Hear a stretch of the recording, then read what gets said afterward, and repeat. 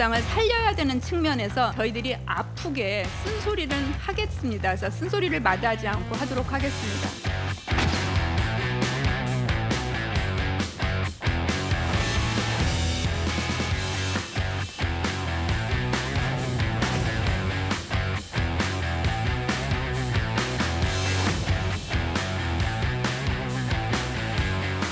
우리들의 미래가 훨씬 더 긴데 왜 미래가 짧은 분들이 똑같이 1대1 표결을 하냐는 거죠. 정말 귀를 의심했어요. 과연 우리 당을 혁신하러, 우리 당을 도와주러 오신 분 맞나? 서로가 지금 한두 번이 아니잖아요.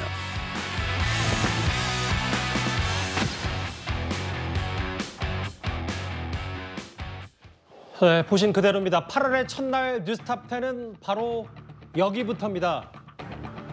노인 폄하 비판에도 사과 안 해. 여의도 국회가 여름 휴가철이라서 별다른 이슈가 없을 줄 알았는데 꽤 파장이 큰 발언 하나가 터졌습니다. 혁신은커녕 구설에만 오르는 건 아니냐는 이런 혁신위원장에 대한 당내 비판도 더 커지고 있는데요. 그 문제 발언 다시 한번 천천히 듣고 와서 저희가 관련 얘기를 하나하나 만나보겠습니다. 아이가 중학교 1학년인지 2학년 때 저한테 이런 질문을 했어요. 엄마, 왜 나이 드신 분들이 우리 미래를 막 결정해? 그러는 거예요. 자기 나이로부터 여명까지, 그다음에 엄마 나이로 여명까지로 해서 비례적으로 투표를 하게 해야 된다는 거예요. 그 말은 되게 합리적이죠. 현실적인 어려움이 있지만 그게 참 맞는 말이에요. 우리들의 미래가 훨씬 더 긴데 왜 미래가 짧은 분들이 똑같이 1대1 표결을 하냐는 거죠, 투표권을. 청년들 만난 자리였어요. 저 자리가 그제. 그 최병우 의원님. 네. 일단 말은 본인의 아들, 그러니까 김은경 혁신위원장의 아들 말로 인용을 했어요. 엄마, 왜 나이 드신 분들이 우리 미래를 결정해? 남은 수명까지 비례 투표해야 된다. 이 말을 했고 사실 이 얘기 발언 때문에 좀 파장이 있는데 사실 노인 얘기 이런 거 좀 민감한 부분 아닙니까? 아니 특히 민주당에서는 과거 열린우리당 정동영 의장 시절부터 이 노인 폄하 문제와 관련해서 굉장히 여러 곡절을 많이 겪은 적이 있죠. 그렇기 때문에 민주당의 역사에 대해서 아는 사람이라면 적어도 저런 발언은 누가 해도 말려야 될 판인데 예. 지금 민주당의 혁신위원장이 이제 저 얘기를 했단 말이죠. 저는 뭐 무슨 얘기를 하려고 하는지는 취지는 충분히 알겠어요. 그러니까 저게 이제 청년들과의 간담회 아닙니까? 예. 그 자리니까 청년들이 그 본인들의 미래를 위해서 이제 장노년층보다 훨씬 더 많이 투표에 나서야 한다. 그리고 이제 민주당을 많이 지지해달라. 뭐 이런 얘기를 하는 거예요. 예. 뭐 그런 얘기를 하려고 했다는 의도는 알겠는데 문제는 아들이 이제 중학생 때 저런 질문을 이제 했다는 건데 거기까지만 했으면 괜찮아요. 그런데 거기에 자기 의견을 덧붙였어요.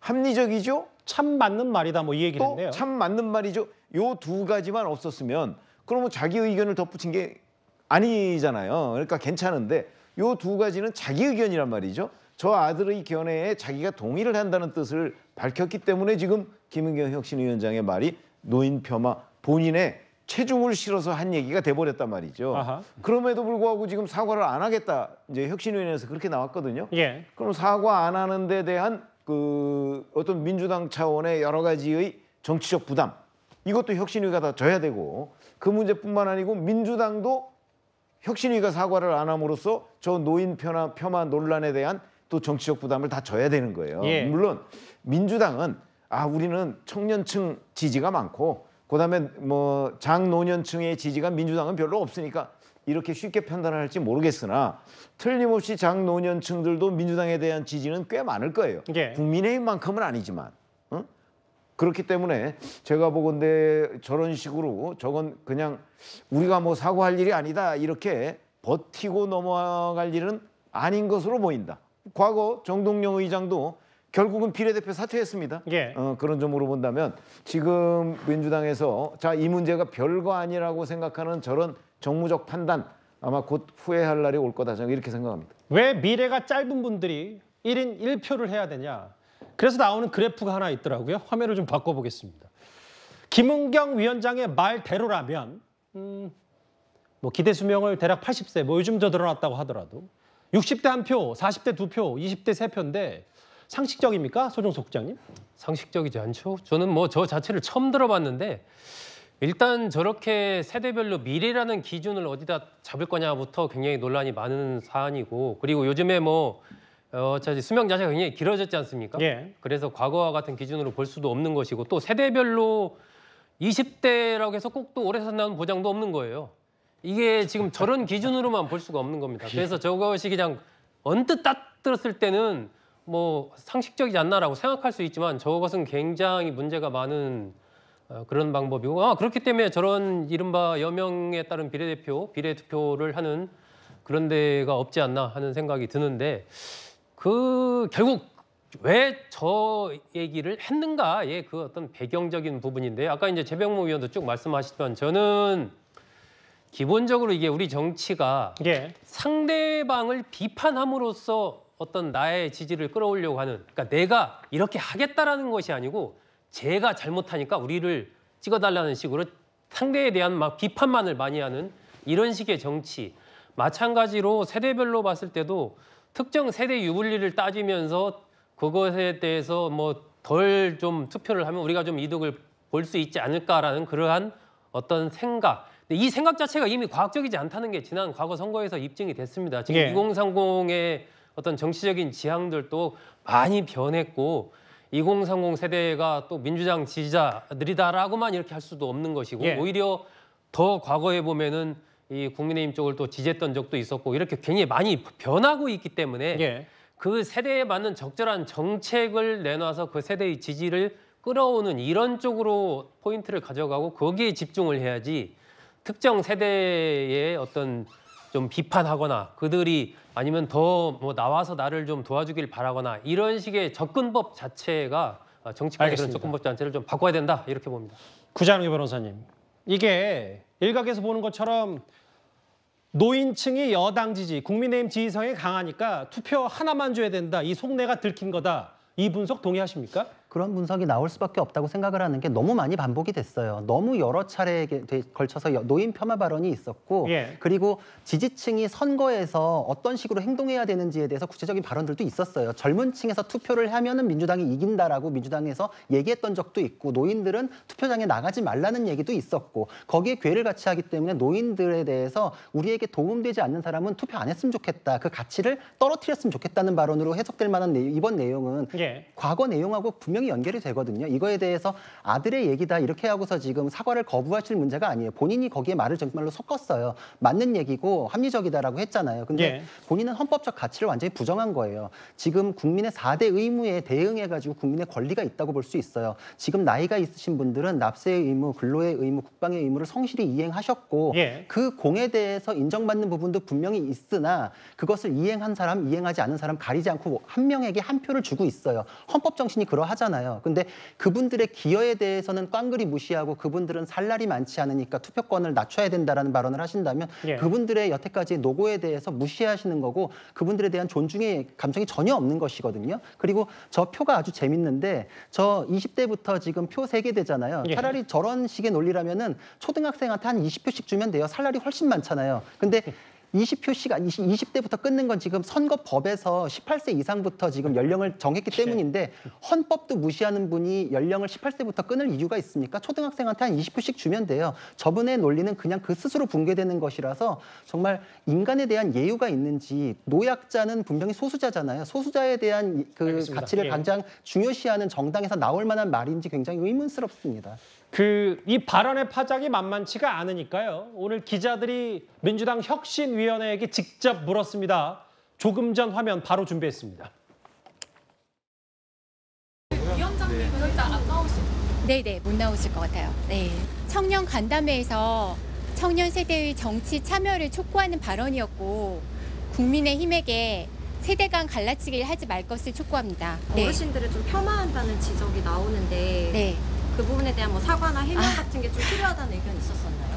여명 비례 투표에 대해서 이런 일은 있을 수 없다라고 선을 그으신 내용이고요. 그 점에 대해서는 특별히 말씀드릴 것이 없습니다.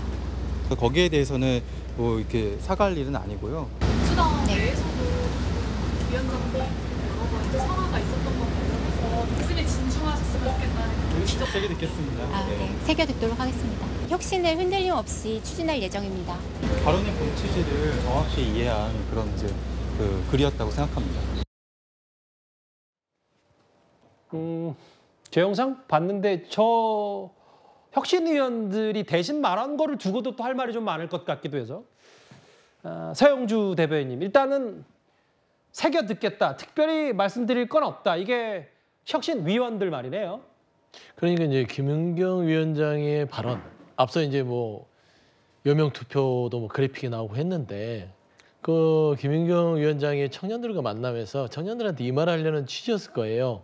청년들 당신들의 미래는 당신들이 선택해라. 예. 그러니까 적극적으로 투표를 하거나 어떤 정치 의사를 표현하는 것들이 당신의 미래를 바꿀 수 있다. 그러니까 스스로 자발적으로 나오라 하는데 예를 좀 잘못 든 것 같아요. 본인의 경험담을 한다는 게 지금 여명투표 얘기를 했는데 지금 내용을 보면은 앞서 보면 말이 됩니까? 그러니까 이게 실현 불가능한 거잖아요. 민주주의 국가에서 어떻게 그 연령별로 기대 수명을 해놓고 나서 3표 주고 2표 주고 1표 주고 그러겠습니까? 예. 그러니까 이거 말이 안 돼요. 이거는 김은경 위원장이 말한 대로 중학교 1, 2학년들이 예. 그냥 뭐 상상력을 동원해서 얘기하는 거예요. 예. 만에 하나 오해가 있었다면 이런 부분에 있어서 김은경 위원장께서 이게 합리적이지 않아요? 라고까지만 들으면 오해가 있습니다. 그런데 그 말의 전체 풀 워딩을 보면 그렇게 설명을 하고 나서 근데 라고 얘기를 하죠. 예. 근데 제가 아들에게 이렇게 얘기를 했습니다. 민주주의 국가에서는 현실적으로 1인 1투표를 할 수밖에 없다. 예. 그렇기 때문에 그거는 불가능하다. 그래서 청년들한테 또 이런 얘기를 하죠. 민주주의 국가는 1인 1표제이기 때문에 선거권을 가졌으니까 당신들이 나와서 당신의 미래에 투표해라. 그게 당신의 미래를 바꿀 것이다. 이게 전체 맥락입니다. 맥락을 말하는 그러니까 전체 거죠? 예. 절반만 떼면은 이게 논란이 될 수 있으나 예. 김은경 혁신위원장이 지금 사과를 하지 못하는 이유는 의도가 그게 아니었다는 것이죠. 그리고 전체 맥락을 봤을 때는 노인을 폄하할 의도가 없었다라는 측면에서는 아마 그런 입장을 밝히는 것 같은데요. 여기서 좀 사족을 보태면 그러니까 혁신위원장께서 굳이 이런 구설에 휘말리는 게 좀 안타까워요. 그러니까 이뿐만 아니라 예. 혁신이라는 거는 당을 개혁을 해서 안정화를 만들기 위해서 왔는데 알겠습니다. 자꾸 예. 혁신보다는 외부적으로 정치를 하려고 하다 보니 이런 좀 논란에 휩싸이지 않느냐 이런 측면에서는 아까 말씀하신 대로 새겨들을 부분들은 좀 새겨들으면서 좀 신중하게 혁신위를 운영했으면 좋겠다라는 좀 말씀을 좀 드리고 싶습니다. 사과할 일 아니다. 청년 정치 참여를 촉구한 거다. 특별히 말씀드릴 건 없다. 이게 오늘 혁신위원회의 조금 전 기자들 앞에서 얘기고 여기 덧붙여서 또 아까 갈라치기다. 노인과 젊은 층 갈라치기라는 표현을 오히려 혁신위원이 얘기를 했거든요. 어떻게 들으셨어요? 그 한마디로 얘기하면 적반하장이죠. 지금 세대별 갈라치기 얘기를 누가 했습니까? 김은경 혁신위원장이 한 거잖아요.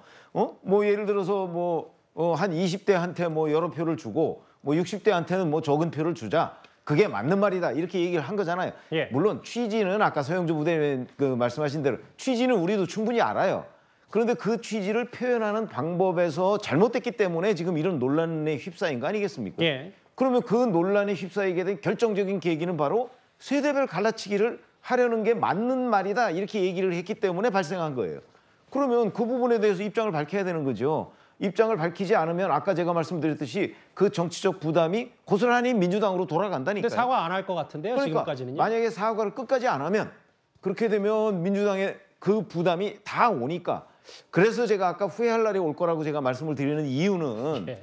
아마 이게 앞으로 이제 지금 더군다나 휴가철입니다. 7월 말 8월 초 이러면 다른 휴가철에는 다른 정치적 이슈가 별로 없어요. 대통령 뭐 이재명 대표 그다음에 집권당의 김기현 대표 다 휴가 갔잖아요. 맞아요.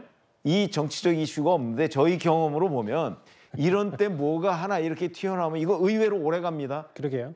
그렇기 때문에 다른 이슈가 없으니까 그러면 민주당의 부담도 계속해서 그 부담이 늘어날 가능성이 있기 때문에 정무적 판단을 하면 여기서 김은경 혁신위원장이 깔끔하게 이 부분을 털고 가는 게 좋을 텐데 저희 경험으로 보면 오늘 지금 혁신위원회에서 뭐 사과할 일이 별로 없다 저렇게 얘기를 한 걸로 보면 아마 이 주제를 조금 더 끌고 가는 게 본인들한테 유리하다고 생각하는 것 아닌가? 뭐 이런 의문도 드는 입장입니다. 저게 지금 오늘 오후에 그 기자회견을 짧게 약식으로 한 건데 글쎄요, 뭐 제가 느끼기에는 다소 이 파장에 대해서 무게감을 느끼지 못하는 것 아닌가라는 생각도 조심스럽게 해볼 수 있는데 일단 특별히 말씀드릴 게 없다는 게 혁신위의 입장이거든요. 민주당 당 내부 목소리도 좀 들어보겠습니다. 물론 뭐 비명계긴 합니다만 우리를 도와주러 온 혁신이가 맞냐 이런 비판 목소리도 있습니다. 그 목소리도 들어보겠습니다.